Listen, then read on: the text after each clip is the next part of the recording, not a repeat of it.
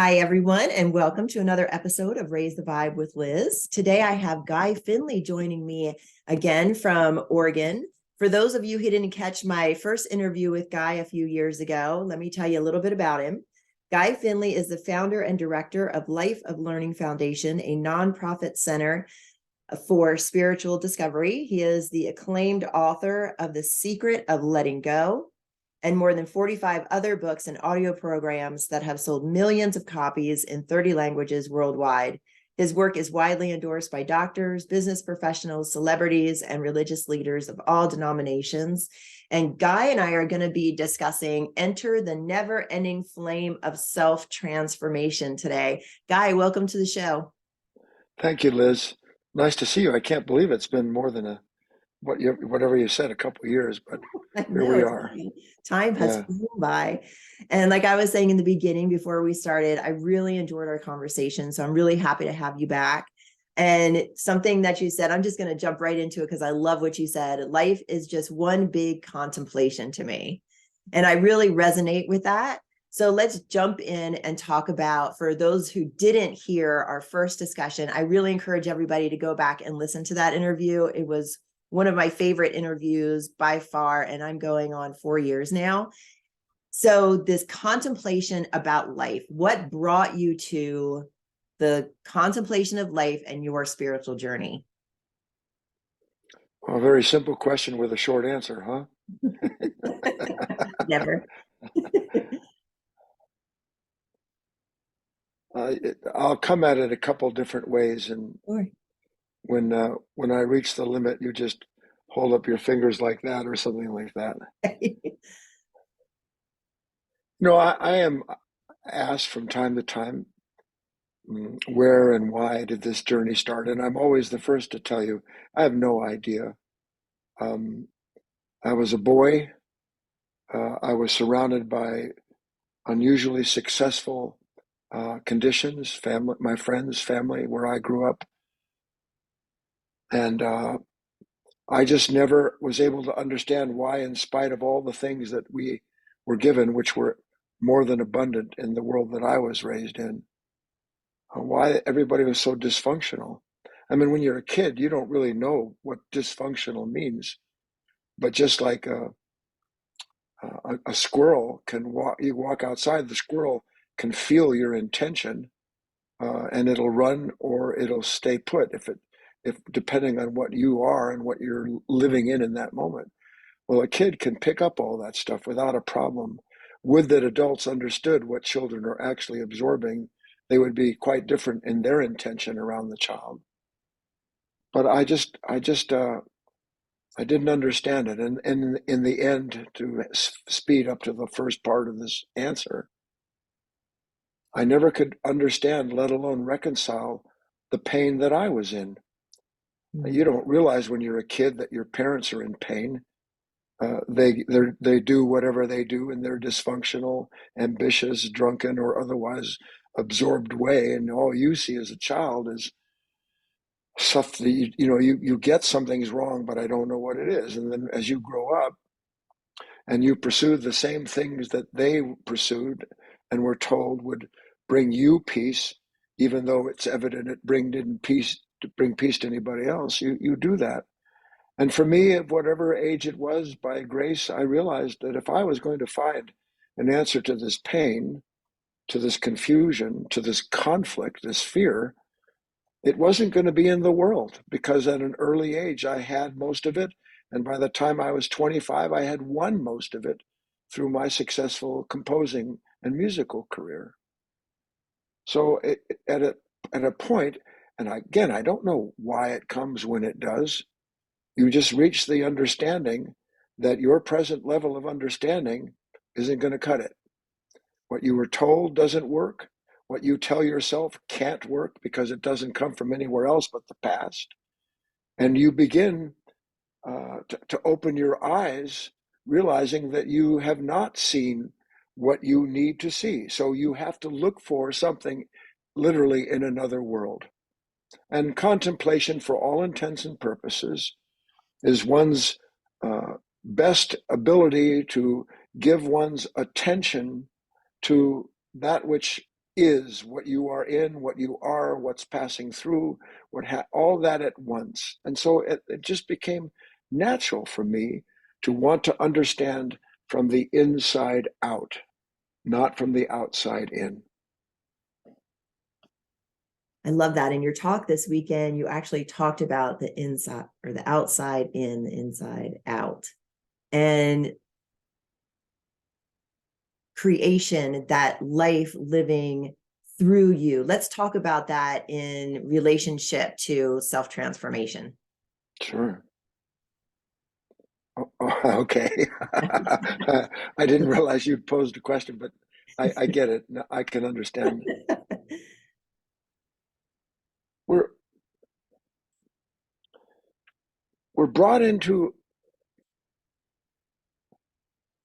the world that our consciousness as it is sees. And we have no one around us, and there almost is no one in this world who understands that what this consciousness that we are born into sees is not the real world. This consciousness sees the world through the eyes of past experience, through the eyes of conditioned content, through the eyes of images and ideals that we've been flushed with, told that if we just fill out the spaces, we'll be free. And again, at a certain point, a person starts to realize that simply isn't going to bring me the peace that I'm looking for. So at that point, we by grace, and it's all built into it. This is a critical thing to understand. When your eyes are opened to something, it is the fool that says, I opened my eyes. That's utter nonsense. Our eyes are opened for us by something, as Christ said, the light dwells in the darkness and the darkness comprehends it not.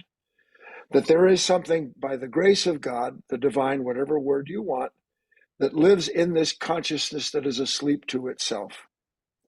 At some point, this consciousness that is asleep to itself creates so much conflict within itself and everyone else around it, with its demands that everything line up the way it's imagined it should, that the pain reaches the same thing it does when you're having a nightmare in bed. Suddenly, I wake up.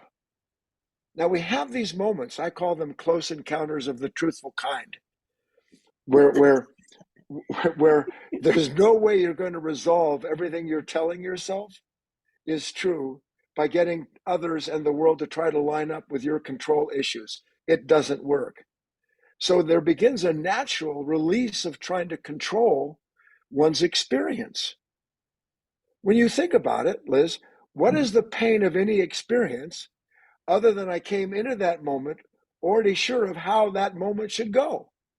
Right. And so my expectation produces the conflict, not the moment. You can't change a moment. Go yell at a mountain and tell it to reduce itself, or yell at the ocean to stop making noise. What is cannot be, can only be what is. We live outside of what is. Meditation, contemplation, is the deliberate entrance into the world that is already perfect, reconciling itself endlessly to bring about the peace that is part of its own accord. And the experience of that which we are intended to be one with is what, in the end, for me, is the ability to sit at home and have more than I know what to do with, good or bad, so that every moment that I enter into, I exit a different order of human being, as is the way it is intended to be. The ceaseless flame of transformation, inseparable from the awareness of a self that can't save itself, and then when it finally stops trying to, realizes it never had to save itself. It was saved when it came into existence by the nature that gave it its life. Okay, that's a mouthful, guys. So I think you're going to have to unwrap that last sentence right there. You make me unwrap it. I'll do it.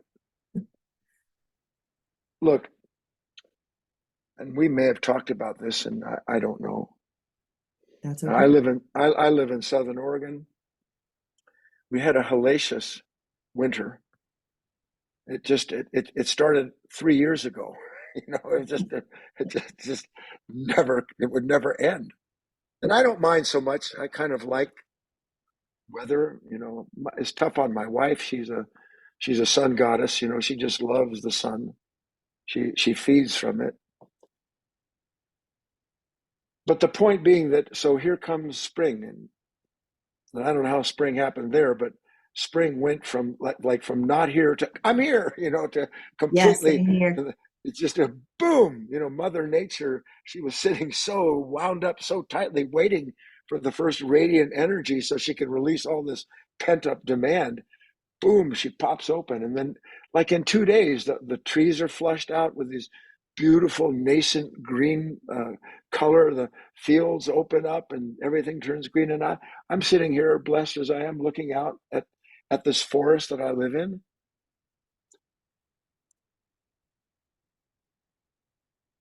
And my wealth is that I can see all of this. We don't understand the real nature of wealth.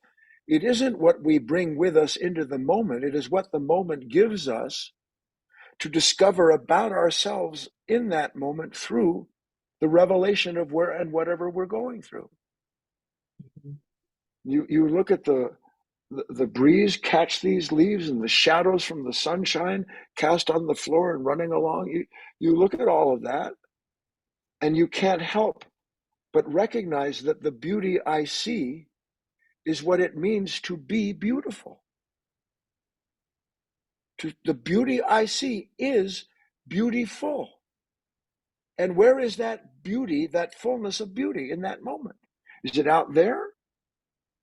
Or is it a relationship between this one world and what it is reflecting in this consciousness prepared to receive it?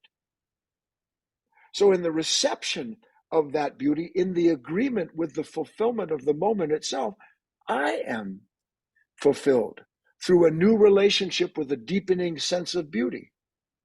And that's everywhere and with everything.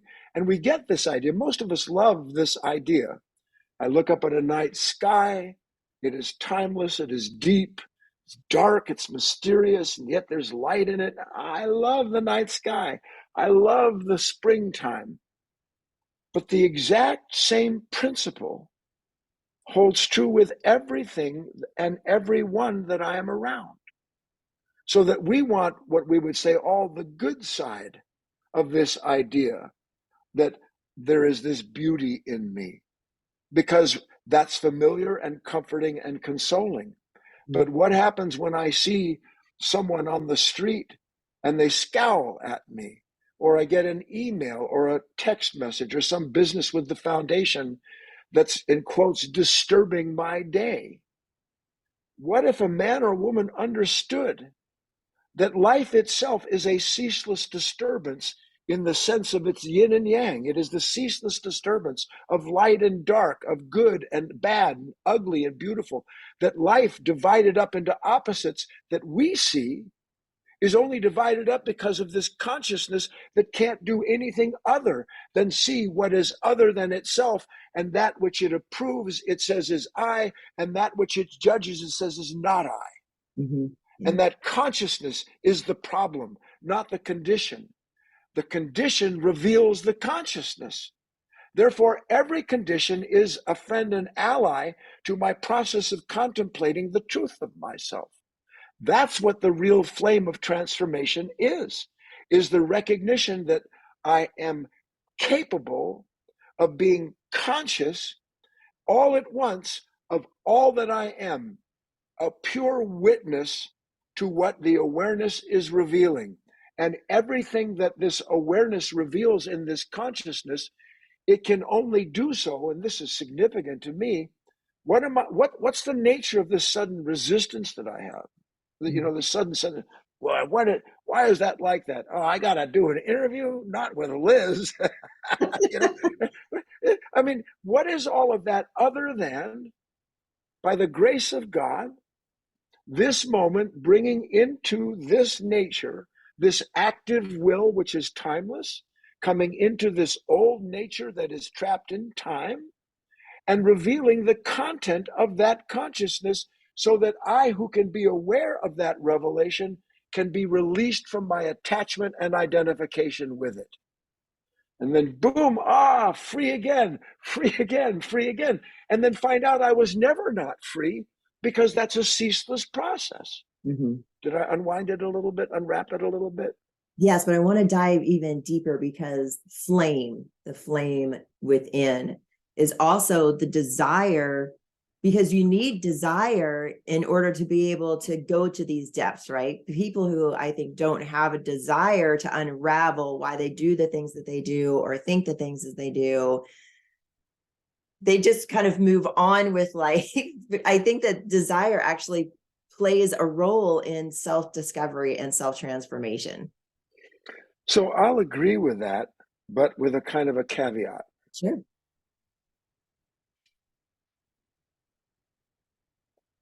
Not just in Christian or Judaic traditions, but in the Eastern traditions. Like, for instance, I don't know, in the Eskimo language, did you know there's like 37 words for snow? Well, see, I love that. Our language has become Burger King. You know, I mean, it's like, you rule. That's our language today. Simplest, feed this desire, get past the pain, stuff something down there, or think of something to escape it. So this is constant binary relationship between ourselves and the world. And if things are copacetic, I'm cool. If they're not, then I'll find something to chill with and save myself again and again and again and again. So desire,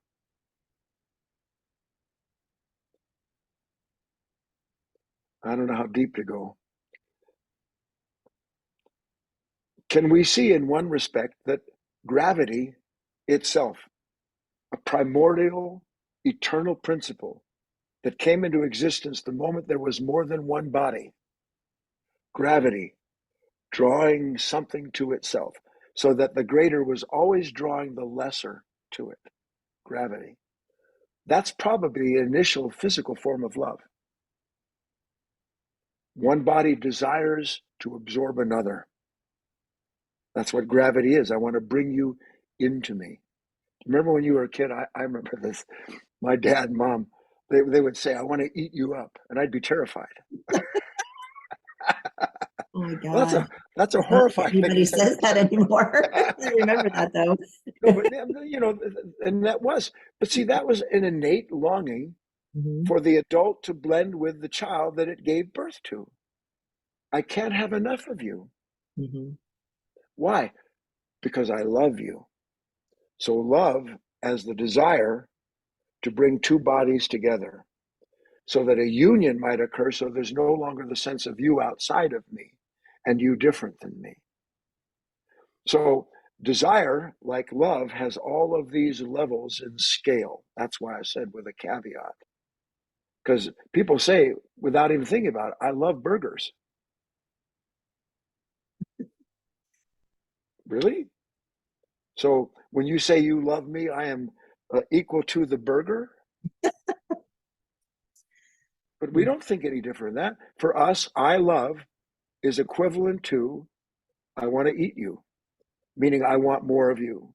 I want more, I love good food. I love going out for a walk. So all of these things connect, if we can, a desire that is innate to merge with the condition that desire says it needs to merge with.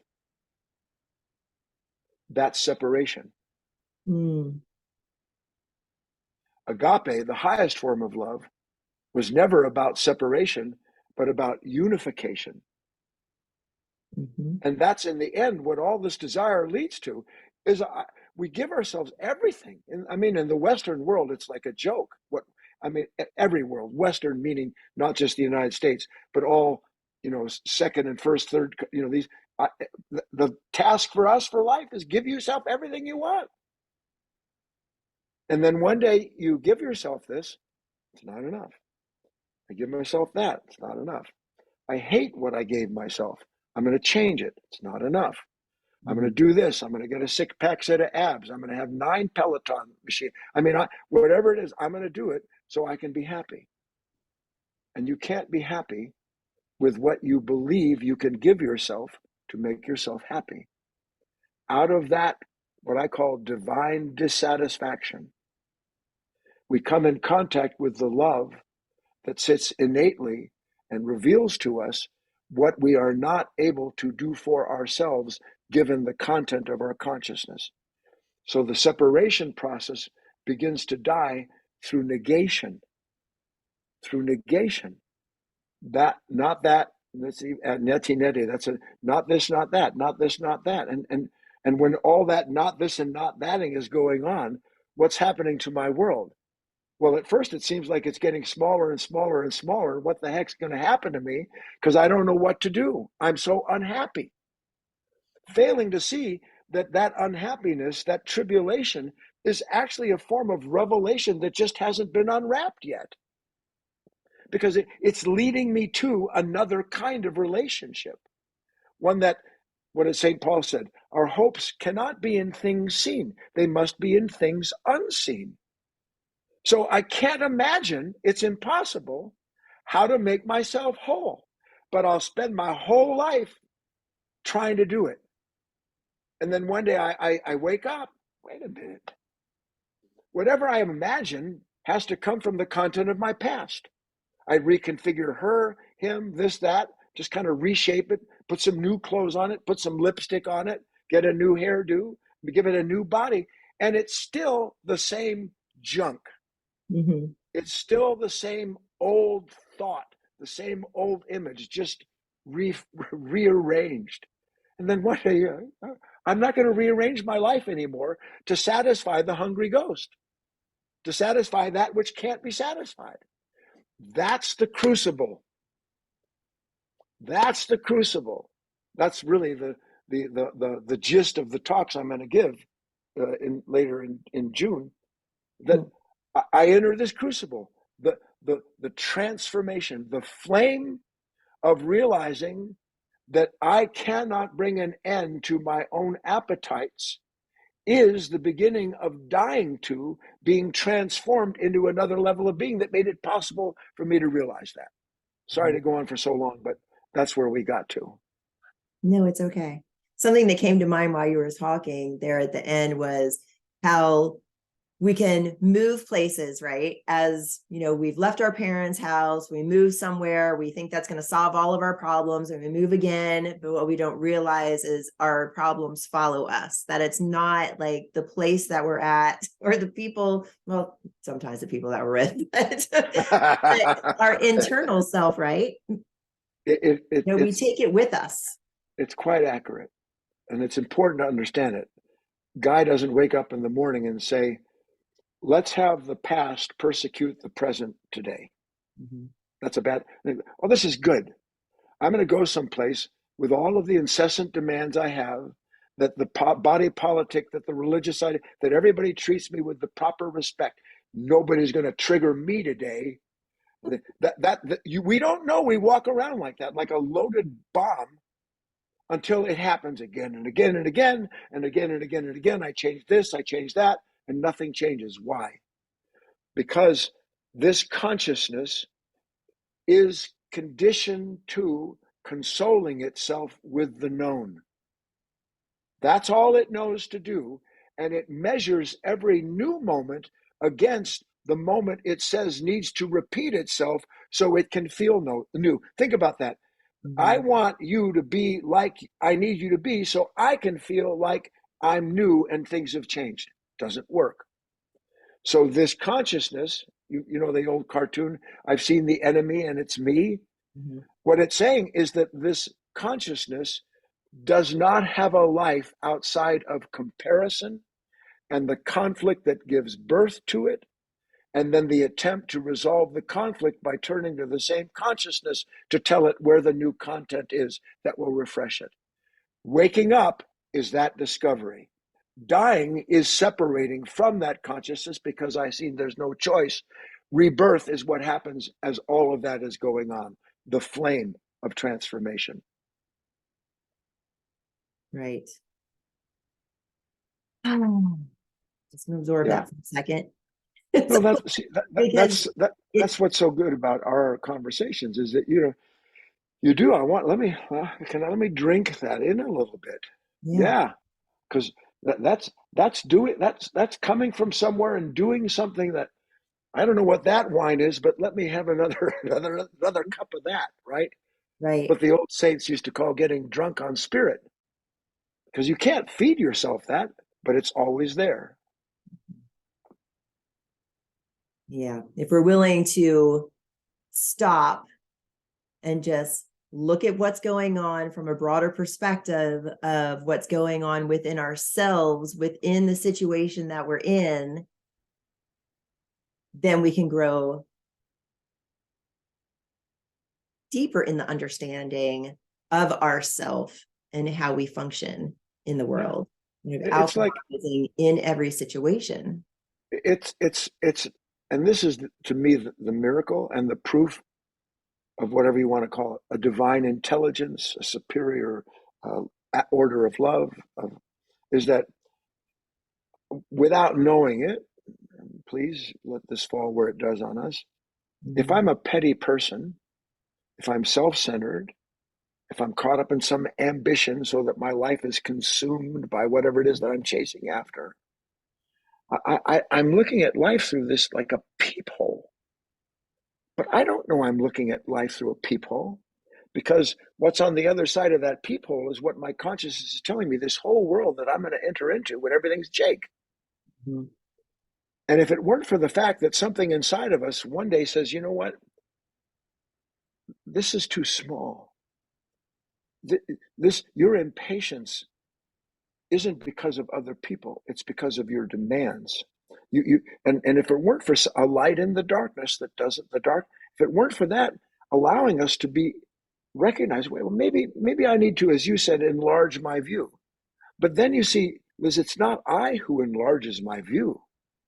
It's me who shows me how small my view is. It's spirit that shows me how small that little uh, camera focus thing is, and then it wants to open it up, and then it opens it up a little bit, and you go, oh my God, no, I don't want to see that. Close that back down. That's exactly what happens for like 1,000 years. Honest to God, opens up. Oh, whoa!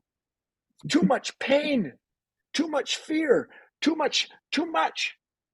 What we don't understand is that our consciousness is the totality of everything that will ever be experienced. It already is that. So that nature is just waiting to open the full aperture of its possibilities. Mm-hmm. And the more we're willing to allow that unknown to stir in us a corresponding wish to enter into it, the more we stop being afraid, the more everything beautiful happens as we go through this uh, open close process of discovering ourselves. There is no such thing as a bad fact about Guy or Liz. Mm-hmm. Listeners, there is no such thing as a bad fact about you, but we have been conditioned and have become a captive of this idea that I must not be like this. I shouldn't feel this way. I shouldn't see these things. This should not pass through me. Everything that denies what opens up inside of you is ensuring you remain a captive of that closed aperture that has you convinced by your conditioning, philosophically, religiously, by your conditioning, that that's not supposed to be that way. There's no way that you can see anything that you're not intended to see, so that you can finally be free of the identification with that nature. Mm.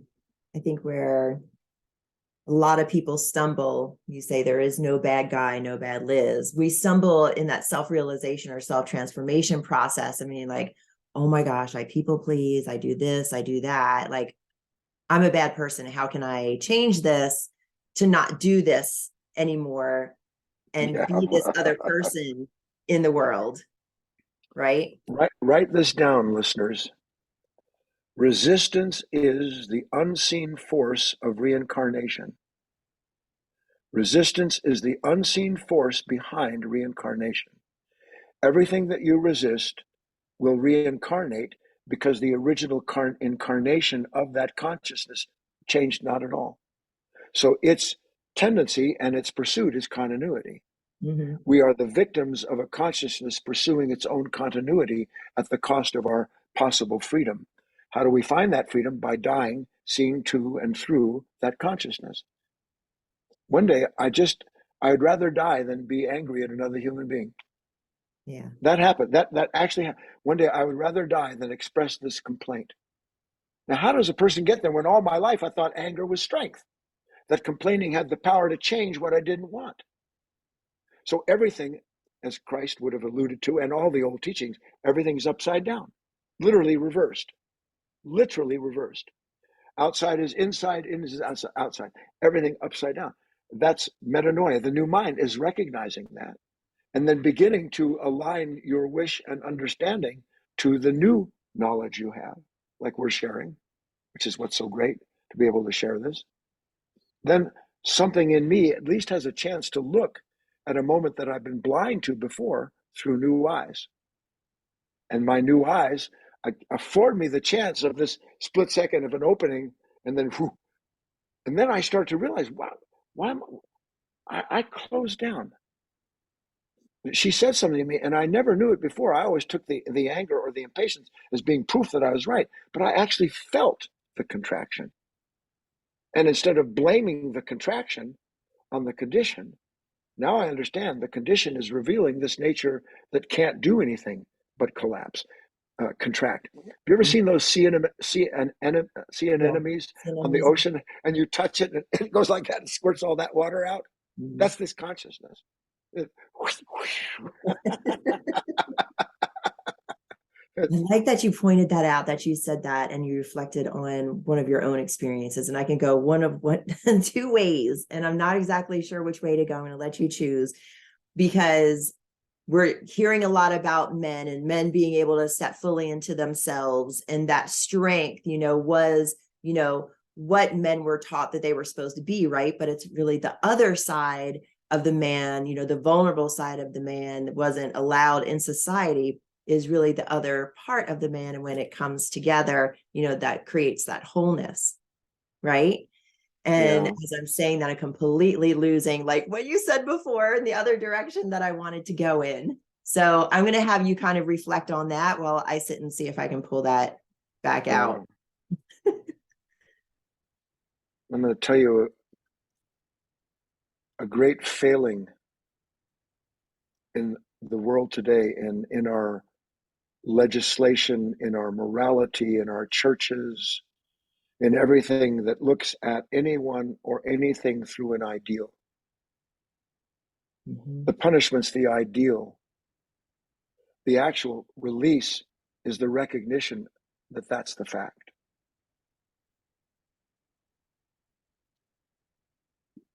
What was that expression? Let those of you who are without sin cast the first stone. Because I can point to you and say, you're a toxic male, full of enmity and this violence that you've carried over through. That's just a bunch of hogwash, Liz. That's the belief that I'm other than what I'm condemning.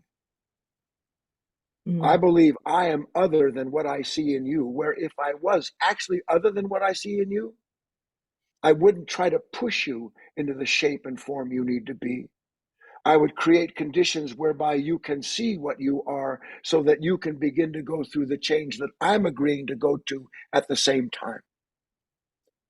No one changes, nothing changes. One person changes, change becomes possible. Isn't that the story of every true mystic, saint, and prophet that ever walked this planet? Mm-hmm. Let us be not like we want others to be or we imagine ourselves to be. Let us see what we are so that in that light, that intelligence can begin to produce the very transformation in us that we're blaming others for not going through. Then Yeah. we've got something. Then we've got something. You can't legislate love. You can't legislate tolerance. You can't do anything other than become a victim of some body politic or power seeking uh, property, trying to make everything the way, why? That I want it to be, so you don't trigger me anymore. So I blame the condition for the trigger. And that's getting so rampant. I see stuff on news sometimes these days. My jaw, if it was a cartoon character, it would fall to the floor. Yeah. How did we get to the place? And we're describing it. Everything's kind of unfolding and I'm seeing this bigger picture. I mean, I'm so full of the fear of myself, how negative I can become at the drop of the hat, this anger, this violence, that I can't accept that that's part of what I need to see to be free, that I will get to a place where anyone and anything that brings that up in me is responsible for the pain that I'm in that moment. And the longer I believe that any other human being is responsible for my pain, the purpose I enter into that moment and what I leave with is this consciousness that is slowly but surely bringing everything into this boiling point, and it will explode. It does explode. I'm actually explaining why you're seeing all this violence take place. Yeah. The violence is the inevitable eruption of a conflict that this consciousness creates for itself, but that it blames on the world outside of itself. And the more it can't change the world outside of itself, the more this crucible gets tighter and tighter and tighter. Pop goes the evil, not the weasel. Yeah. I It's like true. that. Pop goes the evil. I have to write that down. I'm going to work that into a talk somewhere. So how do we take circumstances like that and work them into our own self-transformation? So everybody's not so outwardly projecting all of these things onto the world and expecting everything else out there to change instead of looking within and changing from within. Okay, let's unwrap it a little bit. Okay, you be the advocate for the people who are, God willing, they're still with us in this conversation. Well, what I, you know, Breath, everybody. you know before you interview me that there are things that seem very provocative, but if I'm willing to use my experience as the actual measuring stick, I see, well, that's spot on because I'm not making this up. I'm just talking about what this man sees and goes through. And having seen certain things, it's necessary, like you see a beautiful day, you want to share it because maybe there's another kind of beauty that we don't know. So, what's the first thing that happens when someone or something triggers me? What is the very essence of the moment of being triggered? What is my relationship to that triggering? What would you say it is? A charge, an emotional charge. Okay, we could say an emotional charge, and it's not bad because you can see that this is the positive, what I call the positive charge. Here's the negative charge, right? But let's use a word that all of us understand. Sure. The minute that happens, the way I know it's happened is suddenly I'm full of resistance. Instantaneous resistance. Now, you didn't put that resistance in me. You can't say, open your mouth, swallow this resistance, then I'm going to trigger you.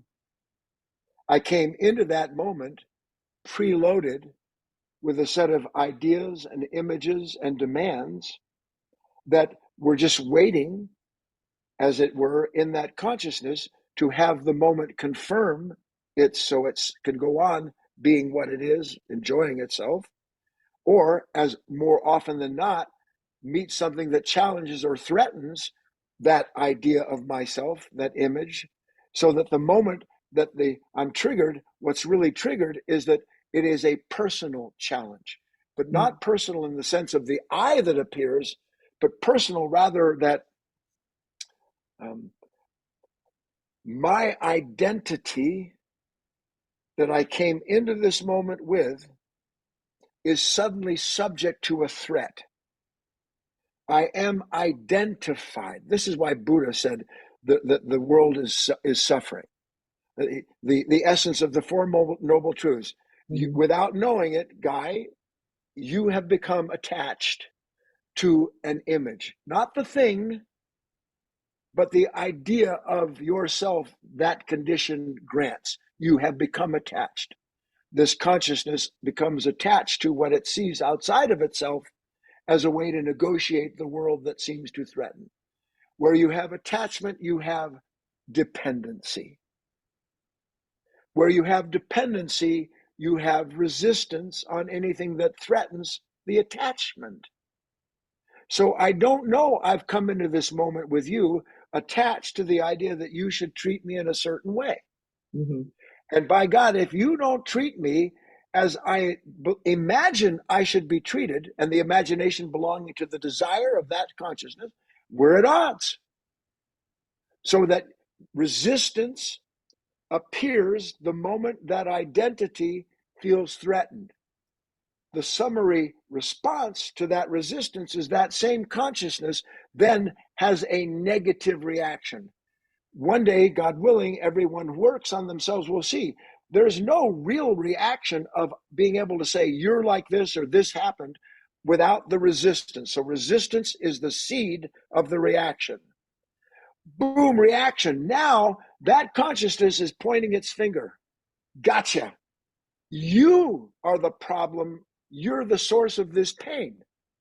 But the thing that's pointing to the source of the pain is the source of the pain itself, because the resistance is innate in any form of identification. So here I am, and now my reaction spells out exactly what's happened. Now, Liz, what is the nature of that reaction? Isn't it that something in my past is comparing something taking place in the present moment, and it's not matching up, which makes the present moment the problem, Right. you know, which is ludicrous. The present moment has come bearing gifts. He prepareth a feast in the presence of my enemies. All these passages, east and west. So now the reaction has clarified the conflict as outside of me. But the real source of the conflict is that the past, who I believe myself to be, is not finding what confirms it in the moment. Now I have you as my trigger. Instead of understanding, and one day I have a saying about these things, you might want to write it down. Well, I think it's important. Uh-huh. Yeah. You learn, if not, you won't, well, you might say this at first out loud, at least to yourself. So at least gives you the chance to suspend the habitual negativity in favor of, well, maybe there's something to learn here. The saying is, when you meet a moment like that or someone doing something, thanks, I didn't know that about myself. Mm. Because then you turn the arrow of attention around. Instead of letting your reaction point to what triggered you, you turn you know what? I didn't know that there was something in me waiting to be triggered, that I'm a loaded gun. That's it's the insanity. Right. I'm the gun. And then And they it's find not the something to person, act. yeah, Yeah. doing the thing or saying the thing. It's the expectation that they were going to do or say or behave a certain way. And then when they And don't do it, then it's it's like, like, yeah. just like that. But the beauty of spirit, of this living light, what we will call it, is what it seems like this now, as you wake up, you can see it like a bullet passing through water in slow motion. I swear to God, you can see your own resistance and reaction as if it's going like that. Oh, look, he's an idiot. And then you're like, oh, great. Look at Yeah, me and how it, I had an expectation that they weren't going to do X. it's And then inherent. they did X. And then that didn't suit like how I want to be seen in the world. So now I'm triggered. And then what do I do? And It's all in slow motion. And you're like, oh, okay. Then you're unwrapping it. And you're like, okay, maybe because this is my why? trigger. I need to work this out. Because if we can see this, we don't see the light itself. We see the forms the light reveals. Mm-hmm. We don't see the sky itself. We see what reveals the sky. So the light and the sky, space, is the background that we're not aware of. We are that background. So these thoughts that seem to move at bullet speed only seem to move at bullet speed because I'm in the same world that bullet's passing through. When I become the sky, the ocean, the light, if you want to use those words, meaning as that wakes up in me, I can see all of these things and I'm not captured by them anymore. I recognize them as aspects of my consciousness, but they're no longer in control of me. Yeah, you become the witness. The witness. So let's talk about the gift of the witness and being able to unwrap this. Can you give an example of an experience and the watching of the bullet going by slowly, the witnessing of what's going on and what's being triggered within yourself and where it's attached and how you unravel that for your self-transformation? Well, A, I didn't unravel it. B, it's an unending process. This is the magnificence of the divine life. Mm-hmm. You imagine, you've seen these slow motion films of a flower, opening, time-lapse photography. Mm-hmm. Imagine, which is probably what the lotus represents, this unending opening. But the lotus that opens in the sun has its root in the mud. So that there's this beautiful seeming dichotomy between two orders of existence when one doesn't exist without the other. So this idea of opening is glorious. When I sometimes I'm talking, I can see people going, "Oh, let me have another cup of that, another cup of that." But the problem is that we don't want to know about the mud. Mm. One doesn't exist without the other. They are complementary. They're not antithetical. So you asked earlier, well, what's that process? There is a way in which all of this slows down, but it can't slow down unless I'm in a world that is no longer identified with the rapidity of its movement. If I'm thinking about what's happened, I'm dead. I must be able to see the movement of the mind and the movement of the emotion. In order to see the movement of the mind and the emotion, I must live in a world that mind and emotion are unfolding within, not that I'm identified with and carried off by. So that means there's a cost, the dreaded word, for a new order of consciousness. There's an old axiom across the ages in this work. One must first, we just want to wake up and be reborn. The order is not that way. We wake up so that we might die and then be reborn. Mm. We want to skip the dying part. Everybody wants to go to heaven, but nobody wants to die. So the part that we have to get to is realize, and now the point, the original meaning of the word patience. Do you know what it is? Suffer yourself. Suffering. Yep.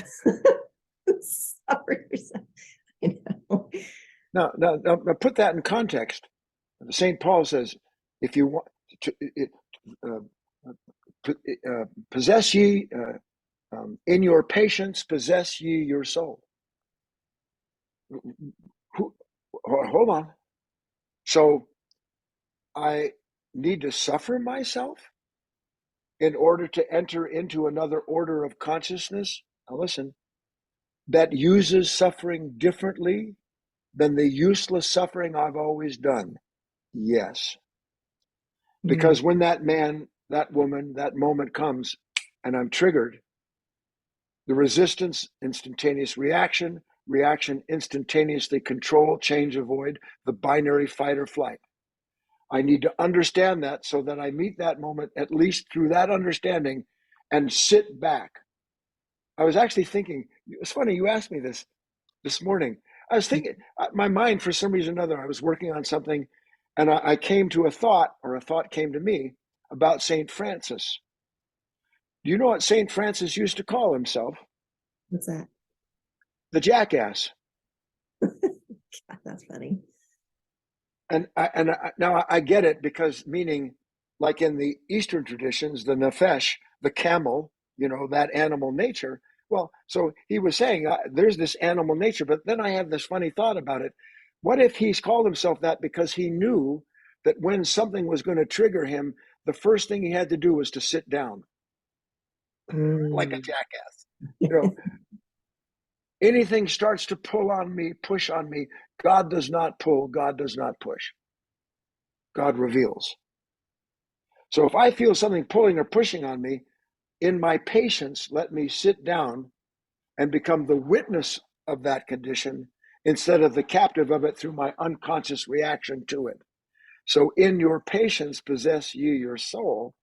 Now it becomes something that's actionable, because I realize the only time I get into problems is when I leap before I look, Yeah. which is what I always do, because I look through the eyes of the reaction that's always telling me what happened. Now I realize the reaction isn't telling me what's happened. The reaction is telling me who I am and what I need to do about what happened, which is the reincarnation of the event and the person. So like St. Francis, I'm going to sit down here. I'm going to really, and not the old, but see, this is the old wisdom. You remember when you were, you know, okay, you're getting angry, count to 3 or count to 10. Remember that? Yeah. Well, there was wisdom in that, except that that's all I did was 1, 2, 3, 4, 5, 6, 7. Okay, now I'll let it out. That's not the task. Task is to use that moment to become aware of the consciousness that wants to fight and hate and blame. Because in that awareness, there is separation of the wheat from the chaff. And in the separation, a new point of observation. And if you know anything about physics, the observer changes the observed. The observer changes the observed. Now I'm observing the fact of the moment through the light that reveals it, instead of the old observer blaming what he or she says they see that keeps the continuity of the conflict in place. So there we have a complete, I came to a road and I took the road less traveled. Wow. God, I'm on fire. I'm on fire. The flame of transformation. I'm on fire. And at first, the fire feels like I'm being burned, but the fire isn't burning me. That fire is um, illuminating and transfiguring the consciousness that that light has revealed. If I sit in that crucible, the real crucifixion, by the way, I can't help but exit the moment different than I went into it, because I have a new point, a new understanding, some new glimpse of another possibility. And then out of that garden, everything grows that's good. I'm glad that you pointed out that differentiation in the counting, because there's the counting to calm down and the counting to unravel, right? To sit and be witness and discover what's going on. Yeah. Right. Yeah. And then everything opens up. Yeah. After that.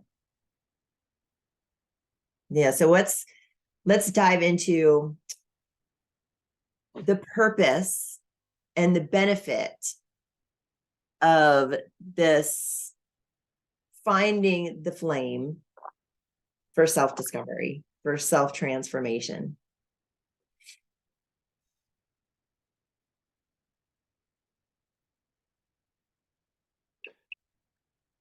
I know we're running out of time. I just want to. No, I can't believe it. I just looked and I'm like, Yeah. that can't be right. Yeah. Right. We've had almost an hour. No, bye. I have to put this as a what if. Okay. When you went outside on a beautiful day, was there any way at all, if you actually had that moment where the observer and the observed were that unity, was there any way you could know the goodness of that before you entered into it? Or was that moment itself the revelation of a unification that took place there and then and bestowed its grace upon you, and you were the grateful recipient of something you were given? That's what real life is, Liz. Yeah. I can't know what the good is in advance. The only way I can know what the good is in advance, which is to me the psychopathy, the horribleness of this present spiritual world that we're in. Everybody promising you money and prosperity, and you're going to be so awesome. It's going to be unbelievable. Just give me $3,000. See, I get into a rant here that would take 15 minutes, and I mean, what hypocrisy, what hatred there is, what a misbegotten relationship that is between aspirant and those who would deceive. When already within you is everything that is beautiful you will ever know, but in order to know that, you have to die to everything that's in the way, and there's no other order.